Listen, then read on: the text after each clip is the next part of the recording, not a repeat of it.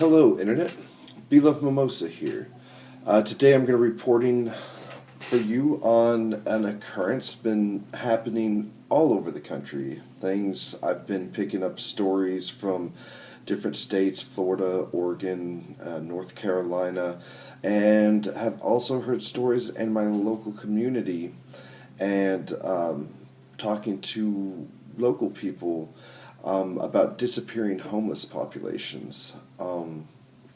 It's very, very curious, and I'm going to go ahead and get started on the local level. For those who don't know me, a few years ago, a group of friends, we got together and decided to start helping people. We started a group that was called or still is called the Super Love Heroes, of people who donate their time to go and help others. One of the things, we've been doing is homeless feedings, helping the children at the battered women's shelter and helping those who just, need help, and getting people who want to make a difference involved in people who need a difference made in their life. And, it's been very rewarding for me, giving me a lot of chance to meet a lot of the local homeless population, the people who work in the shelters, people with these other organizations.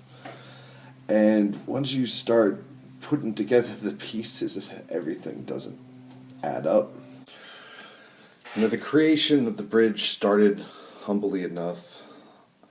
I remember back when the city council meetings were going on and Laura Miller was standing strong behind the creation of a bridge, of a way to rehabilitate homeless people, get people off of the streets, teach them skills, and have them move on into houses. And it was going to be a transformational center that's going to, turn homeless people into, useful citizens again.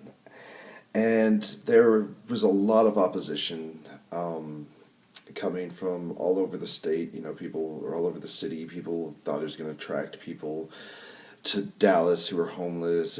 We're creating a spa for the homeless. It was ridiculous, the things that were said.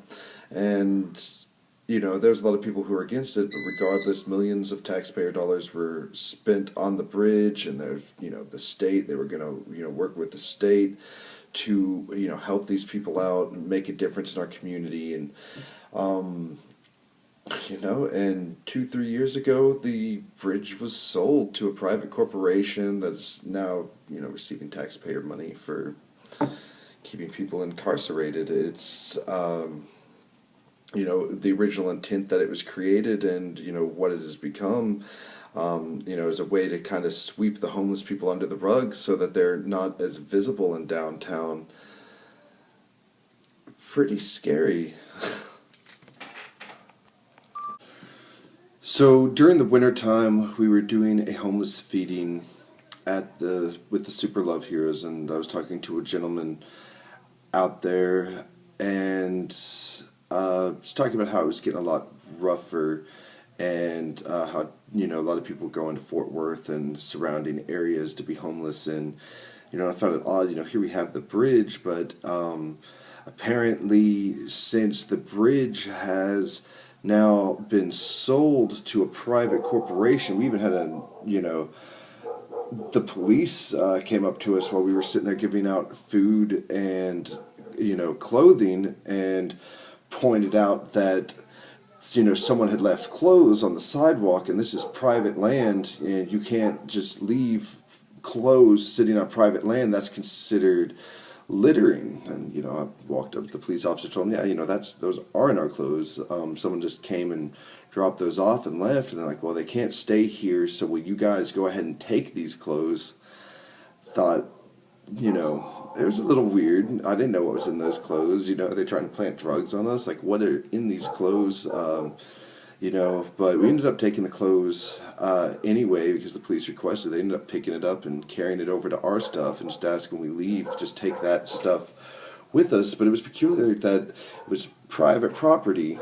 Start looking into this more, and lo and behold, it is private property. This was sold to the people of Dallas. It was built by taxpayer money. We built it so that we could take care of the homeless get them into a rehabilitation.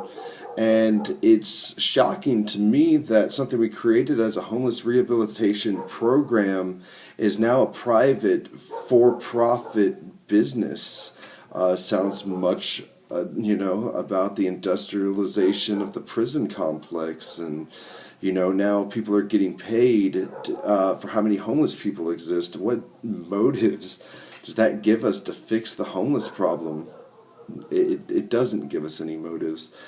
And so talking to back to the individual, and he was talking about once he got involved with the bridge program, how difficult it's made it for him, because now he can hardly get out. He has to arrange times to leave. He has to have reasons. They basically restrict his freedom because he's ended up in this place that he's homeless, but then, preventing him from doing the things that could help him to get a job, like go out and looking for one. He's got to schedule his time, and according to, their watch. They have certain expectations, and it's really interesting. I mean, I've been homeless myself, and man, I get jobs at the strangest times. You'd never expect. You start talking to someone, next thing they know, they see that you're an intelligent, smart person, and they offer you work, and you get a chance, to go do something. You don't get that when you're locked up. You don't get to meet people, especially when you're locked up by people who aren't trying to help you get off the street, but are instead trying to keep you in the situation that's perpetuating them receiving taxpayer money in the form of profit that they can go then spend for their own pleasure. It's just not right. So anyway, there have been reports coming here across the nation. I've heard about people in Gainesville, Florida, Portland, Oregon, missing homeless just disappearing. And cities across the country that are now making it illegal to be homeless. They're tired of dealing with homeless people. They're tired of homeless people existing. So they're now making it illegal, and giving them a choice to go into one of these prison-like shelter systems or to actual prison. Those are your two choices now, for being homeless. And, it's really a war against people when you look that we've accepted a system that is based upon the reality that there's not going to be enough money for everyone. We have this much pie, and we have this many people who want the pie. The pie is only there for certain people. So by the system, it's, someone gets left out. That's the way it was created. It is not a mistake. These people aren't lazy. These people aren't. You made a system that lets a small bit of people have a life, and the mass majority of people to suffer before the overindulgences of the few. So these people haven't committed a crime. These people preventing these individuals from living their life, that's the crime. Taking away freedom from Americans who've committed no crime because you love a system which is a crime, which does hate people and humanity, and it's an anti-human system which we find ourselves in. And people are starting to find this acceptable, and instead of dealing with the fact that we're creating the misfortune that these other people are experiencing through our greed, and then in our own heartlessness imprisoning those people for the greed's the problem. That's it. The greed's the problem. Share. Get rid of the greed. Help people out. Do something to help someone. That'll solve the problem. Locking people up who haven't committed crimes, sending people to FEMA camps, sending them to, these new systems. It's not going to solve anything. It's creating a bigger problem. And it's a problem that the future generations are going to have to deal with. You create a system that just wants to lock up people, based on, the baby boomers had this happen, where they created a system that they thought would be right, and and that everyone could go to. The next generations, following generations come, and they don't adhere to the same standards of morality, and all of a sudden they find themselves, locked up in prisons because they don't share the same moral ground as the people before them. But it's your children who pay here. It's your children who are going to get punished. God forbid the economy collapse from quantitative easing. Homelessness is already illegal. So this system collapses. Your children, you're all criminals. You're all criminals.